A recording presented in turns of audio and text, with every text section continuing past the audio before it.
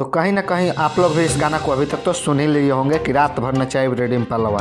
तो नमस्कार प्रणाम, फिर से आप लोगों का स्वागत है आज के भोजपुरी के इस नए वीडियो में। तो सबसे पहले वीडियो को लाइक एंड चैनल को सब्सक्राइब आप कर दीजिए। तो क्या है खबर, चले खबर की पूरी जानकारी हम देते हैं। जो कि टुनटुन यादव का गाना है रात भर नचाए रेडियम पलवा, जो कि गाना टुनटुन यादव के चैनल से है जो कि रिलीज हुआ है। इस गाने का टाइटल है रात भर नचाए रे टुनटुन हुआ, जो कि टुनटुन यादव सॉन्ग को रिलीज किया है। इस गाने को आने के बाद मार्केट में काफ़ी सारे बवाल हो चुके हैं और काफ़ी सारे लोग इस पर गाला गलौज भी कर रहे हैं।